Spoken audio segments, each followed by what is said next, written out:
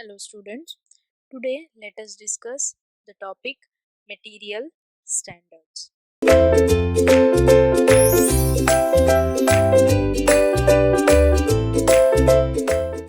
So two standard systems for linear measurements have been accepted and being used worldwide, and they are English and metric. So metric has two systems, that is yard and meter. So many countries have realized the importance and advantages of metric system, and they accept meter as the fundamental unit for linear measurement. So two systems are systems of standards for linear measurement that are accepted and adopted worldwide are English and metric. So in metric standards, that is yard and meter. So these two systems. So meter is accepted as fundamental unit of linear measurement by most of the countries. So scientists across the world have always been in search of suitable unit for length, and consistent efforts have been made to keep the unit of length constant irrespective of environmental conditions. So the problem with material standard which were used was the material which is used for defining the standards could or it would change its size with the temperature and other environmental conditions. So in order to keep the fundamental unit, that is the standard, the material standard, unchanged, great care and attention had to be taken to maintain the same conditions. The problem with material standards was that the material used for defining the standard could change their size with temperature and other environmental conditions. So great care must be taken to maintain same environmental conditions. So now to discuss the two different types of material standard. The first one, or the first accurate standard, was made in England and it was known as Imperial Standard Yard. And this was followed by International Prototype Meter in France. So two types of material standards. The first one is Imperial Standard Yard, which was developed in England, and the second one is International Prototype Meter, which was developed in France. So these two standards of length were made of metal alloys, and that is why they are called as material standard. Since these two standards were made of metal alloys, they are called as material standards. So now to discuss the first one, that is the International Prototype Meter. So in this International Prototype Meter, it was established in the year 1875. 1875 in France. So it is defined as the distance between the center position of the two lines engraved on a highly polished surface.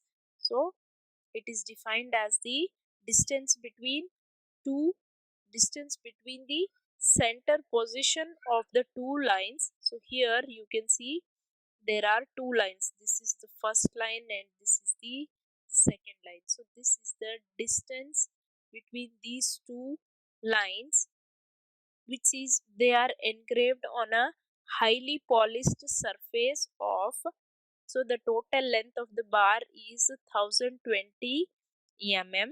So highly polished bar of platinum, pure platinum iridium alloy. So there is a bar of pure platinum iridium alloy whose length is 1020 mm, and two lines are engraved on this bar.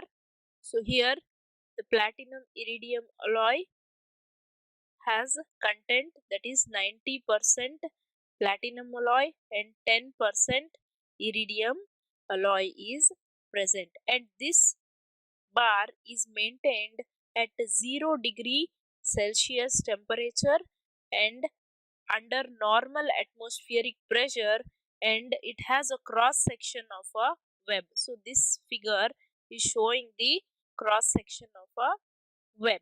So meter is defined as the distance between the center positions of two lines engraved on the highly polished surface of 1020 mm bar of pure platinum iridium alloy, that is 90% platinum and 10% iridium, maintained at 0 degree Celsius temperature and normal atmospheric pressure,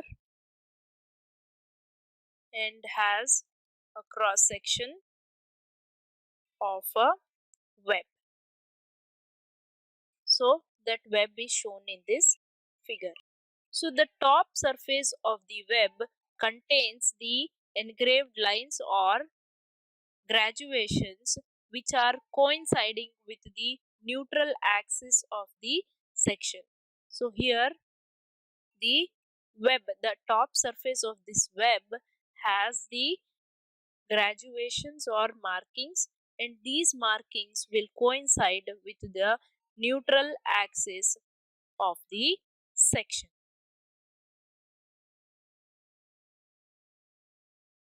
So there are two advantages of this web shape. The first one is that since this section is uniform and has graduations on the neutral axis, it allows the whole surface to be graduated. So since the graduations are on the neutral axis, it will allow the whole surface to be graduated. Advantages of the web shape are: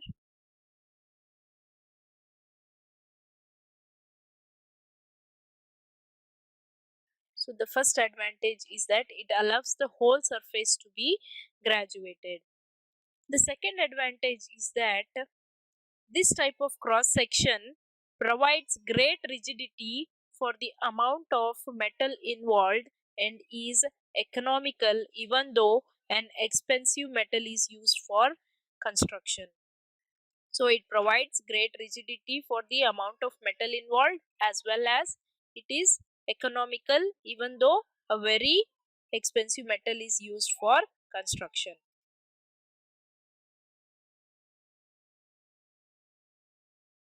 So this bar is inoxidizable and can have a good polish, which is required for obtaining good quality lines. So the bar which is used inoxidizable and can be have a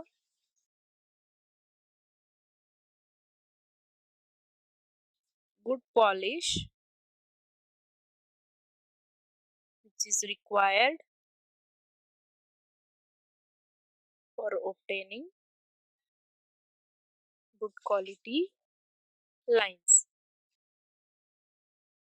And this bar is supported by two rollers having at least 1 centimeter diameter, which are symmetrically located in same horizontal plane at a distance of 751 mm from each other, such that there is minimum deflection. So this bar is supported on rollers which have at least 1 centimeter diameter.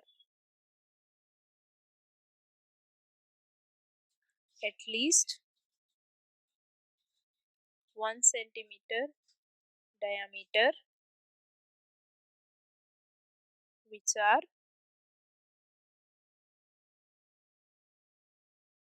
symmetrically located in the same horizontal plane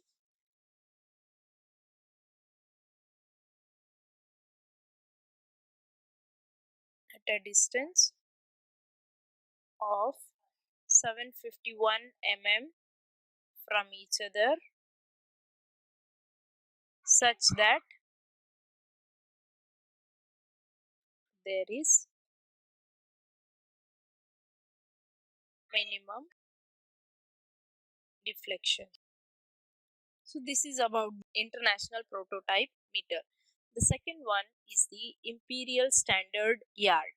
So Imperial Standard Yard is a bronze bar with 1 square inch in cross section and 38 inches in length.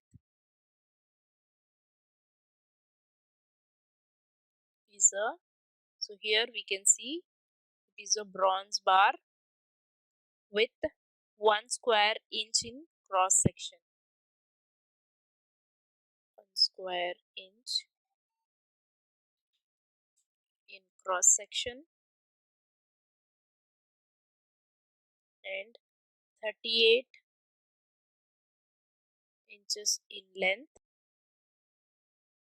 and it has a composition of 82% copper, 13% tin and 5% zinc. which is mentioned here. It has composition of 82% copper, 13% tin, and 5% zinc. So, as discussed earlier, Imperial Standard Yard is a bronze bar with 1 square inch in cross section, and it is 38 inches in length, and it has a composition of 82% copper, 13% tin, and 5% zinc.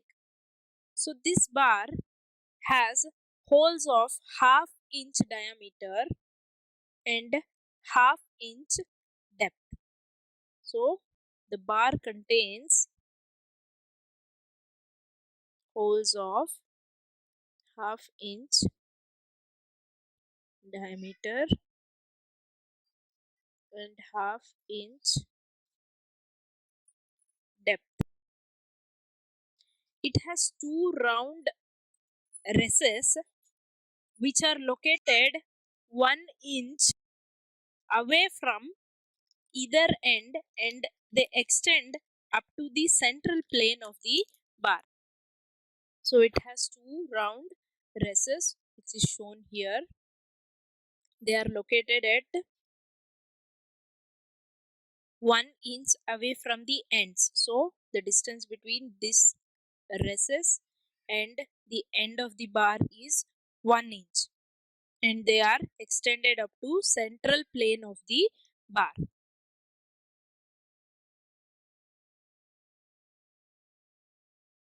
So a highly polished gold plug which is having a diameter of 1 by 10th of an inch comprises 3 transversely engraved lines and 2 longitudinal lines that are inserted in each of these recesses such that the lines lie in the neutral plane. So here, so enlarged view of a gold plug. So in the recesses, a gold plug is inserted. This gold plug will have 3 transversely engraved lines. So here we can see 3 lines and 2 longitudinally engraved lines. So 2 longitudinally engraved lines which are above and below, and the 3 lines are in this transverse section. So the lines are such that they lie in the neutral plane. Okay, so a highly polished gold plug which has a diameter, so having a diameter of 1 by 10th of an inch, comprises or which has 3 transversely engraved lines and 2 longitudinal lines that are inserted, that is the gold plug is inserted in each hole, into each of these holes such that the lines lie in the neutral plane. The top surface of the plug lies on the neutral axis. So this is the neutral axis. Here we can see there is a gold plug which is inserted in this hole. The top surface of this hole is lying in the neutral axis. So here the top surface of the gold plug is lying on this neutral axis which is shown here. The top surface of the gold plug lies on the neutral axis. So now yard is defined as the distance between the two central transverse lines of the plug, which is maintained at a temperature of 62 degrees Fahrenheit. So we can write yard is defined as the distance between two central transverse lines of the plug, that is the gold plug, maintained at 62 degrees Fahrenheit temperature.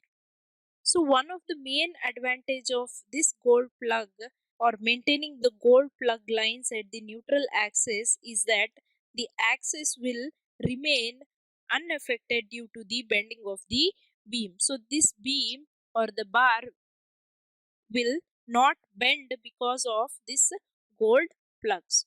So one advantage of maintaining gold plug lines in the neutral axis is that this axis or this beam itself remains unaffected due to the bending of the beam. Even if the beam is bending, the axis will not change. So that is the use of inserting these gold plugs. So another advantage is that the gold plug is protected from getting accidentally damaged. So another advantage is that the gold plug is protected from getting accidentally damaged.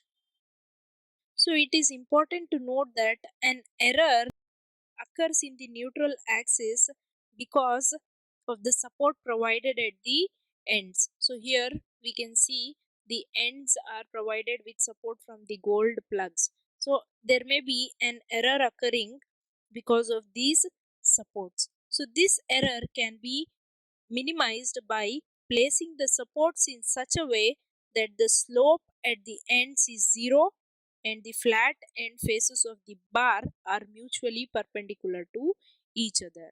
So this ends of the bar, so here the ends of the bar must not be a slope, but they must be mutually perpendicular to each other. Then only this error can be completely avoided. There is an error occurring in the neutral axis because of the support provided at the ends. So this error can be avoided placing the support in such a way that the slope at the ends is zero and the flat end faces of the bar are mutually perpendicular to each other. So now learning the disadvantages of material standards. So what are the disadvantages which are associated with material standard? The first one is material standards are affected by changes in environment such as temperature, pressure, humidity and aging, resulting in variation in length. So material standards are affected by changes in environmental conditions such as temperature, pressure, humidity, aging, resulting in change in length. So, these material standards will change their length with change in environmental conditions. So, the environmental conditions like temperature, pressure, humidity, and aging keep on changing. So, these material standards will get affected and they will change their length. Preservation of these standards is difficult because they must have appropriate security to prevent their damage or destruction. So, preservation is difficult. Is difficult because they must have proper security to prevent their damage or destruction. Then replicas of material standards are not available for use at other places, or making replica of these material standards is difficult.